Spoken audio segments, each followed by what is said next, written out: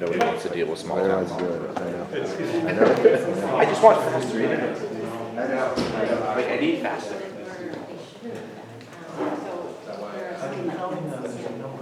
I was hoping the rent thing would be soon. There's a thing about letting parents use the mower that we have. Oh, yeah. So that they can mow the fields for us and stuff, because most of us can't.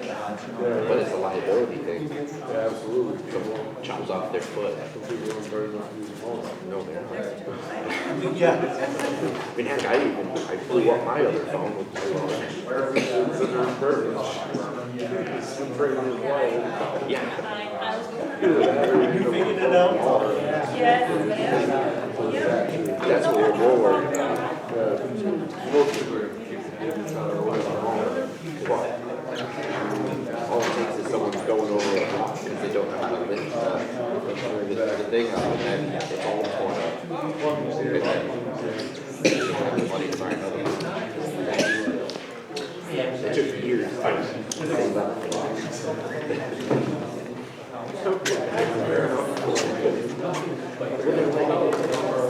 Because it's a pretty easy. Pretty much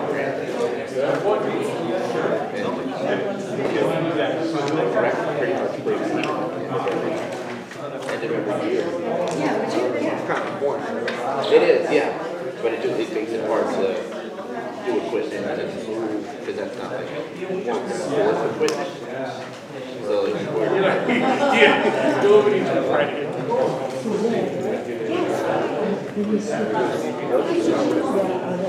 Yeah, part of it. Next to the park. How are you, John? The cave next to it. Where it's off-season or not. Like they'll mow over here as part of their normal mowing, whereas before they cheated.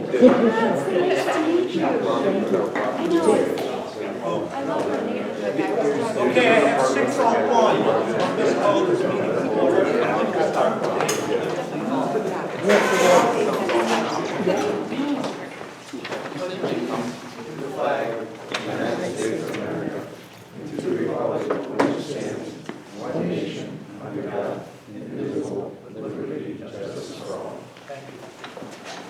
just a reminder, we are being recorded, so visually and we have a lot of stuff on the agenda tonight, so I'm going to try to get through this as quickly as possible. So we have a deadline, we have to be out of here by 8, so we'll get through as much as we can. So please don't speak out and ask questions and do whatever during the meeting, okay? We do have, at least I think we do, public forum. So I did ask, because I figured there'd be things that people want to talk about, so I'm going to open it up for 10 minutes for public questions and comments, if you like. We try to keep it to 1 minute per person, and one person per issue would be best, okay?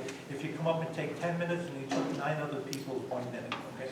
So, having said all of that, is there anyone that would like to address a question or a comment to the board? Going once. All right, we're going to move on. Thank you. Okay, first up on the agenda, we have the minutes of March 24th. Does everyone look those over? Yep. Okay. Comments or questions? Corrections, changes, anything? Okay, if not, I'd be happy to take a motion on that. I'll make a motion that we accept the select board minutes from the March 24th, 2025 meeting. There's nothing else to be said. All in favor? Adams, aye. Sue, aye. Randall, aye. Kelly, aye. Okay. Oh, and I'd like to thank Mr. Vander for covering for me at the last meeting when I was not able to attend. He's been sending me threatening letters and They haven't gotten to you yet. but they're coming. Okay, so the first item up is to rescind the vote to set special town meeting for May 7th, 2025 at 6 p.m. at the Brimfield Elementary School for I guess most people wouldn't have the occasion to know this. The purpose of that, as I read it, was to transfer $3.7 million from the stabilization fund to the building committee project. And I've been advised by the finance committee that that money does not exist in that account.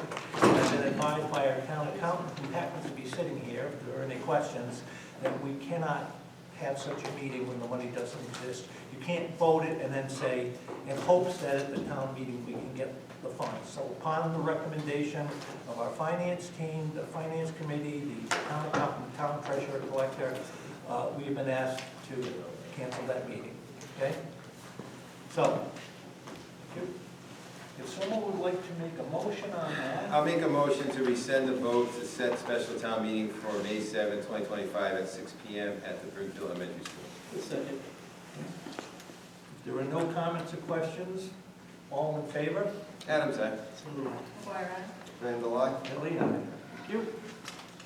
Next up, the Board of Health, cleaning quotes and air quality. This has to do with the annex. And I know we've talked about this many times, and here we got a report from a company that came in and went through and made a lot of recommendations about what we needed to do to improve air quality in that particular building. There were quite a few items on that list. This board took a vote several meetings ago, I don't recall the date, and voted in the majority to not hire a professional company to come in and do that, that we would have our building maintenance person, Paul, come in and be doing that. I have also been asked by the health board to address these issues and things that they feel we might need to do. So at this point, I will give the floor to the health. If you want to step up, you can. If you don't want to, you don't have to, but we'll probably do a little bit better if you do.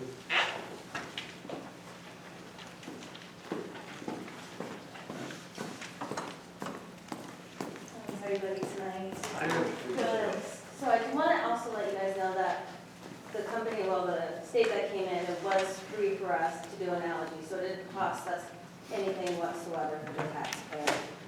I know at the last board meeting you guys had, you asked for cleaning quotes to kind of do a deep clean. All three of those companies said it was not going to be worth the money to do that and really give us a farm. The last report from Service Master kind of gives a good analysis of why it is. That's basically where Chris and I went to on that, so you guys can kind of see the cost and how much that would be for the quotes. Okay. Anybody had a chance to look this over? Chris is going to tell Good. I just want to, of the companies we reached out, only 2 of them provided quotes. One of the quotes did not meet the scope of work requested. Okay. So only Puro Clean is even viable within what was requested. Okay. And they're going to do what?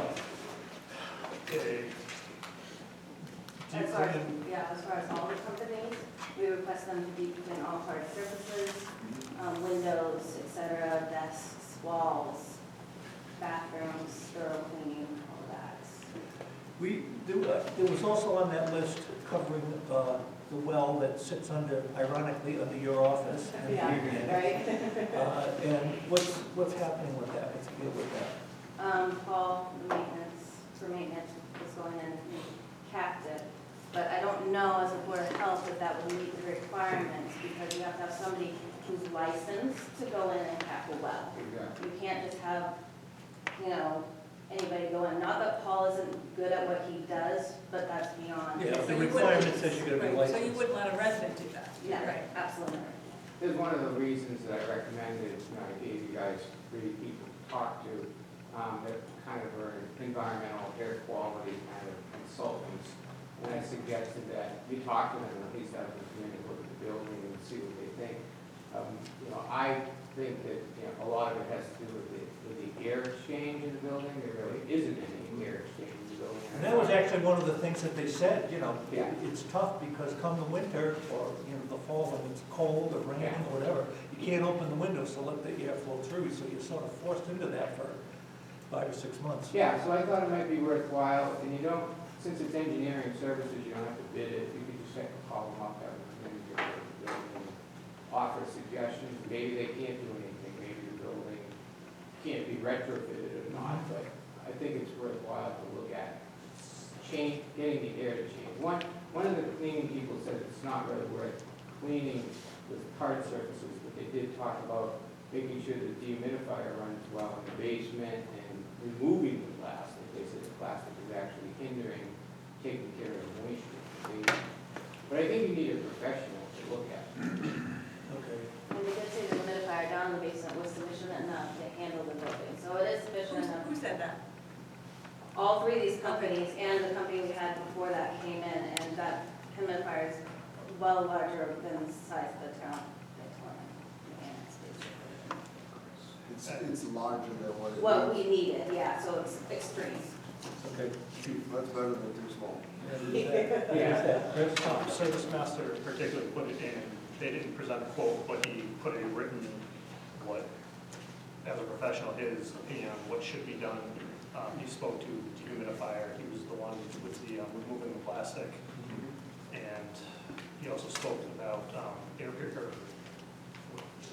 air scrubbers, and that removing the plastic would help draw moisture out from the crawl space. Okay, good. So now that we know we have to have a professional at least do the capping of the well, who's doing that? Did we do any? I didn't know if you folks had. We didn't go out for bids or anything. Okay. But it's up to you guys, because I know you guys voted to have followed to majority of the work on the checklist for all that stuff. So if you just want to come and kind of express our opinions on it. I think we had sent it over to them and they had said what they were capable of doing, correct?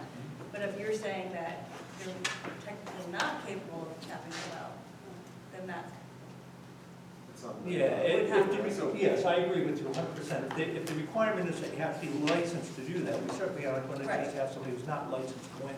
So that means we should get a vote of this board to hire somebody to come in and cap that well, so we know it's done right and by the proper standards. And we also do something about the air quality. I know staff is still coming to me with issues regarding it, so. Okay, and when you say the air quality, Ventilation, moving the, circulating the air, because that's another one that's been. okay, so that would actually be something that you'd have to probably purchase to go in there and somehow move that air. I don't know how you would do it. Even the company that gave us the information on it said, you know, you're pretty much stuck with that because you don't have, like, central air or, you know. Right, I mean, it could be two things, it could be infrastructure changes, you know, to actually create ducts and so forth to handle the air, or you could also buy portable air scrubbers, you know, they have such, you know, like little dehumidifiers and stuff, to clean and scrub the air. And I mean, it's not the Board of Health, that they would know this stuff, that's why we suggested hiring somebody that does know this stuff, so that you're not throwing money against it, or maybe it's Okay, so we've got air scrubbers and well capping that we need to address, is that correct? yeah, something to move the air around, to exchange the air better, and we obviously need to cap the well. Was it capped by Paul, or? I believe it. My understanding, my conversations with Zach, that it was addressed. Now, when him and I talked, because I asked him about needing someone certified to, you know, and talk to Board of Health if he needed to. He didn't think we needed to. I don't know if he looked into it or not, but it is done. And I think that's what I'm trying to wrap my brain around with some of this, because we spent a lot of money, or if I remember right, back in September, October, when we had this problem. We had this company came in, right? We did the mold remediation. They did a ton of work, came back, I think it was within a few weeks. We had, you know, air quality, we had a test done, we started mold, they came back, we did all that. We had the state report. And I know part of that mold remediation, departments bought air scrubbers. We can go through and look at purchases, but I know some were bought. That whole list that we went over as a board, it was 99% of it was pretty much, you know, removed tree, added gutter spout, changed the air scrubber like filters, dehumidifier filters. They have to be, the dehumidifier now has to be checked on a daily basis. There's a whole list of stuff that really anybody can do. Like well capping was one I wasn't sure. I think the board itself wasn't sure. We could look back in our minutes, but I think we talked about that. So I'm not quite sure, I know Paul, I mean, I'm just off the top of my head, like, a good removing of the carpet, you know, the state says carpeting, right, over 10 years has to be removed, all the carpeting was removed. He did some plumbing repairs upstairs in the second floor, in the bathroom, the kitchen, I don't know if they, because I think it was the traps and stuff were dry, things like that were addressed. And I think they've been removing insulation downstairs, and was on that list. And because of all that work, like removing the carpet and re-insulation and stuff, that's what we were talking about as a board, to make our employees feel a bit more comfortable about, you know, the quality air and stuff that's there, was the deep cleaning. You know, that's why the board suggested that we get quotes to have, you know, from all the work that's been done there over the last several months, to, you know, do a cleaning through the buildings, demonstrating, like you mentioned, like these 2 quotes about, you know, window sills and door jambs and light fixtures and all that stuff. But I think that will help, it'll make them feel better, you know what I'm saying, if we clean the building All itself. the cleaning companies that came in said that our building is clean. In fact, it's one of the cleanest buildings. They've been after quotes, and each one of the companies have said that. Yeah, It's and the same issue that we had with the CARES Act. It was during COVID. It was the same thing. You need to be moving that air.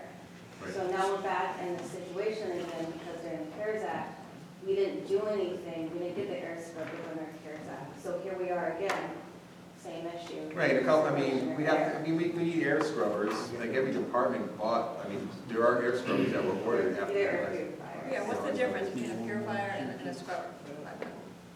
I mean, you should be looking at. You know, right? Okay. That's why we're saying we need a professional. It's not what we do. let me make this Air quality suggestion. is not what we do. Yeah, let me make a suggestion. I think we all agree that there's a lot of things that we need to be, you know, correcting in that building. I know Paul's doing a good job, you know, getting that as much of that as he can. When it comes to capping the well, now that we understand that you have a licensed person come in and do that, that's something we have to address. And Paul certainly can address, you know, buying air scrubbers and that. That's something we'll have to do. So I think at this point, the best way to go would be to get a motion from the board to take care of those 2 items. And if something else pops up later, we can address it when we need to. But right now, those are the 2 most immediate needs as I'm hearing this. Okay? All right. If somebody wants to make a motion for that, we can move that. Right, moving forward to, Thank you very much. Yep. Yep. Yep. We have to get a quote for that? Yep, we have to move the air well. I thought you said you didn't have. Well, he says we have a quote. We have to get it, Oh, okay, we can okay. end up probably just hiring someone to go ahead, you know what I mean? Gotcha. All right, I'll make a motion that we get a quote, to cap the well and for air scrubbers with HEPA-rated filters. Okay, we have a motion and a second. I think we should add in there that whoever we do hire, that Paul should be involved in the process. Absolutely, Because I think there's some disconnect. agreed. That's just. Okay. So we have a motion and a second. So I hear nothing else, so all in favor? Adam's aye. So do I. Or, Mandel, aye. Kelly, aye. Thank you very much. Thank you. Thank you. Somewhere I saw Steve Rich here, but I can't see you behind, I'm hiding. Come on, if you don't mind, come on, okay, we got 2 items we need to speak about. Have a seat. How you doing? Good. So the first item up is the elementary school well boost pump quote. And I'm guessing this is the Gustavo Freston Company? Yes, so that pertains to the well, which is just on the other side of this parking lot. That serves this building, the public safety complex, and the highway building. The screen on that is, it's called an HMI. It's a human interface screen that just gives like readout on what the well is doing, some rudimentary controls. The water operators, McClure, noticed that the screen was freezing at random intervals. So they would go down there to pull information off it, it wouldn't respond to the touch. Their solution has been to power the system down, which causes a potential break in water supply, but you know, for like 2 minutes or less. On top of that, there's still pressure in the tank, so nobody would notice that it's turned off for that very brief period of time. And they're there as professionals to turn it back on and check everything out. Going back down there previously, as part of the process to integrate that system into this building automation system. So now we can actually trend the water usage and get alerts on it, which has been an issue in the past, without going down into that well. I noticed it was frozen as well. Okay. So my fix was to pull, there's like a power wire on the back of it, put it back in just for a quick fix, but that's obviously not a suitable long-term solution. So that quote from Gustavo Preston is for them to go down there and diagnose the issue. I don't know, I think it's made relatively clear in that quote that that doesn't include potential hardware or fix time. I believe that's just them diagnosing. I'm not a professional with the well equipment, but to me it seems like it's just a faulty HMI screen and that we could potentially just source one and replace it. Okay. Maybe with the Tantasco Electrical Department's help. So, whether or not we need to spend that money just on diagnostics, the HMI screen, I found them out there online for around $1,000 to $2,000. That's special hardware. So would your recommendation be to hold off on this for the time being? If you want to take a look at that? I would hold off on it because I think that I'm relatively confident that putting a new HMI screen in there would solve the problem. Because when the screen freezes, I can still log into our interface and check remotely and see that the well is still trending. So the computer, the brain behind that screen is still working. It's just the screen is freezing. So I don't know if we need to spend all that money just to tell us something that I already relatively know. All right, how about if we do it this way? If you want to take a look at that and see where we really need to be with this, as soon as we have an answer on that, we can put that back on the agenda and get it addressed.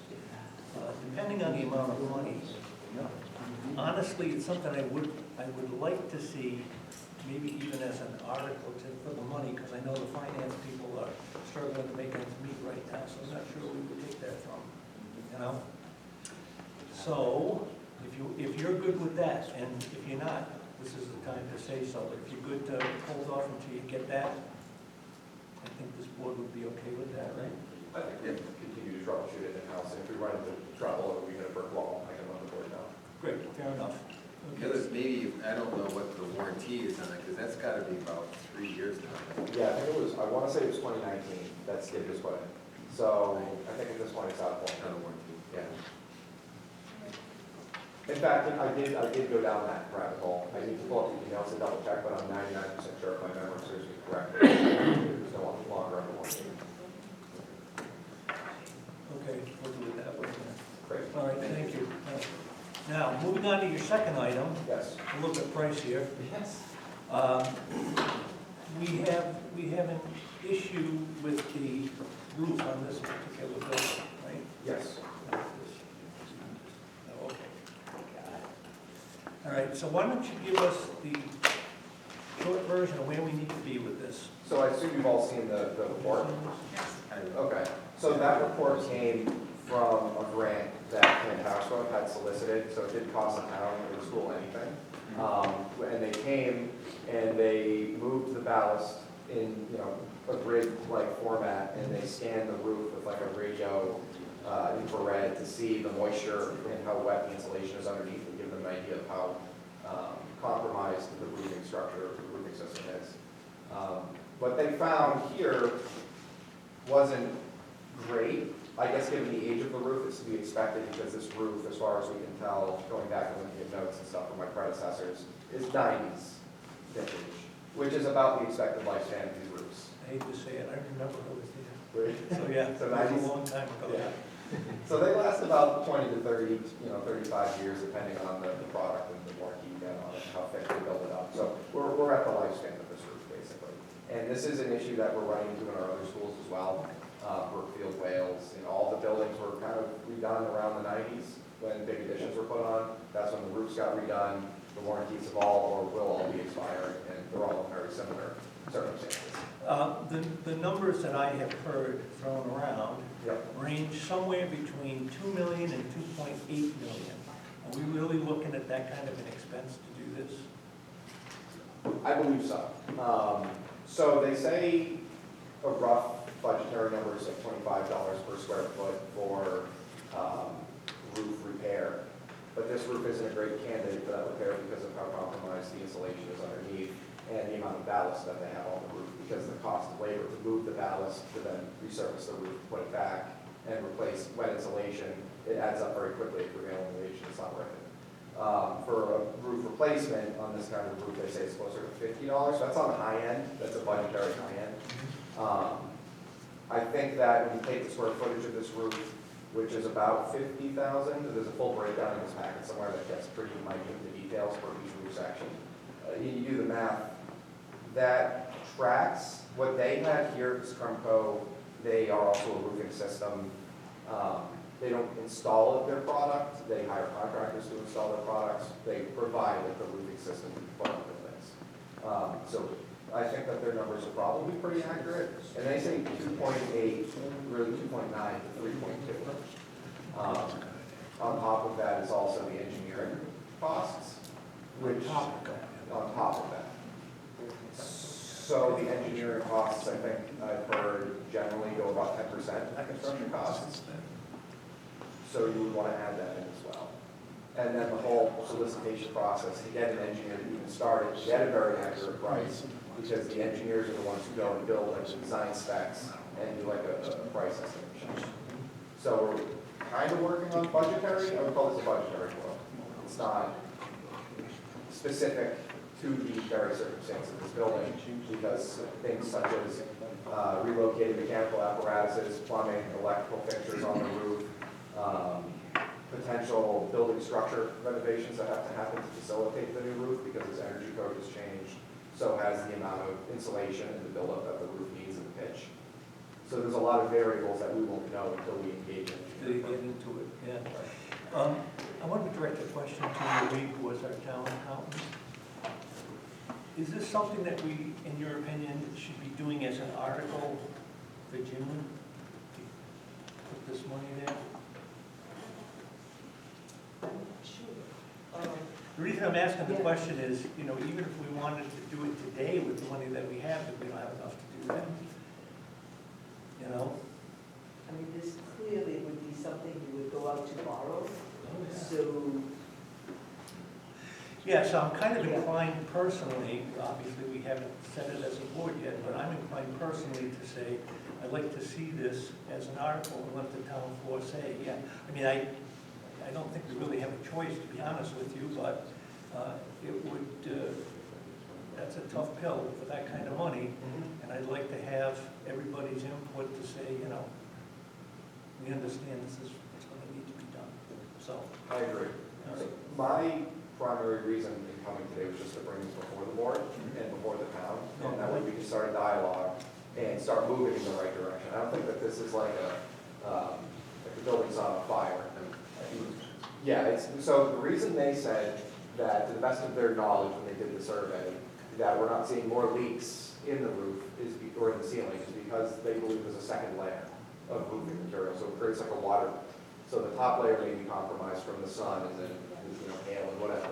There's a layer underneath that that's capturing that water, and it's taking it longer to find a way to the building. As part of this, we've also been spending money within the school district, or within the school department, to maintain the roof year over year. As we find problems, we put money into it just to, you know, get us through. And it seems like the repairs that are being done are holding up relatively well. I don't think that this is something that we need to jump on immediately, but I think that we should begin discussing it immediately and come up with a plan for the near future, so we can at least be working on it. So with, once we got that report, you know, I did a little research, and I noticed there is some funding available from the state level for projects like MSBA. There you go, MSBA. I went on their website, there's a whole section about, what is it, not expedient, how does it extend it, but, yeah, the roof repair, accelerated. yeah, it said roof repairs, windows and doors. And I was looking at 2024, and it lists all the towns and the projects. And you're right, and there's a whole PowerPoint presentation that explains that whole process, right? So you have to have a project manager, was it 1.5 million or something? So there's costs there. Right, so how does, I'm assuming, I didn't do a lot of research in it, because I think tonight you're coming. I'm assuming are we looking into that? Like, how does that work? Well, if that's, I think we definitely should look into it. From what we've done on the school side, I think we've done a lot of preliminary investigation, you know, as we do other roofs and we're more mature in other roofing projects in the district. We would bring that, you know, that information and that viewpoint back to projects that we're now working on or we're beginning to work on, like Brookfield. I think that given the fact that the roof isn't visibly like causing daily operational problems to us, that we can take the time, because that MSBA process can take, I think I heard 2 years. Right, I read a little bit about that. I didn't reach out to anybody. Again, that's your ballgame. I just wanted to kind of get, because if there's funds that we can capture from the state, if that's doable, Yes. that's what we need to do here. I feel, as you know, good stewards of our resources. So, Yeah, and I think that if that's the way the town wants to go, that we would definitely, you know, be happy to look in that direction, investigate that as an option. Okay, so I guess that's something that we'll have to look at, maybe talking with Marie, sit down and see what she thinks is the best way to approach it. Okay. Shuffling the money around the correct way, you know. All right. Anybody have any other questions? can you? Is it possible for you to send us information on the the Massachusetts? That's what it is, Massachusetts.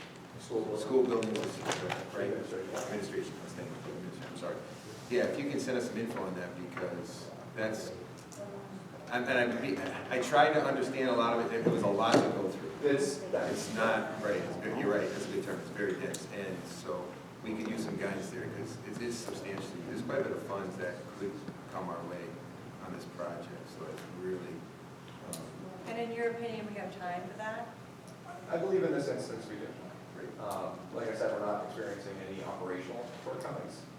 So I think that it's something that I would like to explore. Yeah. Good, because I want to work with the financial people and make sure that they know what's coming on this. Okay. You know what I mean, so that everybody has it. Great, Great. well, I Thank you very appreciate you much. coming in to talk to us. And we'll be talking to you a lot through the process. Okay. So, Thank you. okay, thank you very much. Appreciate it. Thanks, Steve. Okay, next up, several, I don't know, a couple months ago maybe, Mr. Soto had requested to have a meeting to discuss issues with the building inspector / zoning officer. This board did not vote in its entirety to have that meeting, nor did we decide that we were going to start doing performance reviews on department heads and so forth at this stage of the game. But we felt that his issue was important enough that, you know, that it justified having this discussion. The building inspector / zoning officer was given the opportunity to do that in the executive session, which is his right. It is also his right to do it in public if he decides to do so. And in this case, I have been requested to hold this as a public meeting. So I'm going to now announce that, and I'm going to turn the floor to Mr. Soto for questions for us. I'd like to table this. I'm not prepared to, this is a surprise to me, so I respectfully thank you for coming in tonight, but I'd like to table this till further, till I get some more evidence, more things. So I make a motion that we table it. Thank you. I second that. And no offense, and if this is, so in the past, when we've done executive sessions, it's been posted that way on the agenda, and it's been posted exactly what it is, and if it's, you know, in person or in public, and then that employee can request either or. That's not posted that way this year. And I think it's misleading, and it's not fair to the board members or the employee. Okay, well, I disagree with that take on it, only because, yes, it's on there, and when they come in, they have the option to do executive session in public. In this case, there was enough sufficient advance notification of this that he had this choice. It doesn't make any difference. That conversation is over now. We know exactly where we are. You asked, you just had your hand up. Is there something you'd like to? Well, I was going to say that it was asked for, requested once ago. And did you send it, I'm sorry, sir, did you send an email stating that you wanted it in own possession? I did, yes. That was like a month and a half ago, I believe. maybe 2 months. So, if I may, the last email received from you about the executive session that I saw was that you were get back to us with the date that you and your attorney can attend. I haven't seen anything since then. I haven't seen anything since, and why I'm bringing this up, because a month, I want to say in the beginning of March, because this is in February, come March, I hadn't heard anything from Mr. So's request, so, and since your email. So I sent a request in March looking for an update on that to the board, not to you, okay? I sent it to our assistants for the chair to address. Haven't heard anything in response. I don't have a single email. Now, my emails, by the way, went to all the board members have what I sent, so this is just this chair. So all the board members know what I requested. Just a week and a half ago, I sent another email requesting an update on where we're at with an executive session. There is nothing on this agenda that says executive session. Okay? It was requested in the original. I know what you're saying, I understand that. I got no response to my last email from the chair or anyone from the board, from Chris, pouring it on, from you, okay? And again, if I gotten that, I think ultimately, I think it's the agenda. If I had gotten a response, or you responded to that email that may have been forwarded to you, I don't know if you got it or not, because I'm not communicating directly to you, it goes through the board to you. So that's what I'm saying, coming back, if we had notification, at least for myself, then this should have said executive session on the agenda, that's all. That is Mr. Adams' take on it. As the chair, I'm telling you, because this was months in the making, the initial request was executive session. When you were given that, you said, don't want executive session. I have nothing, I've got nothing to hide, I want to have it. Transparency, that's a big thing, right? So, all right. That's why I'm It doesn't asking make a big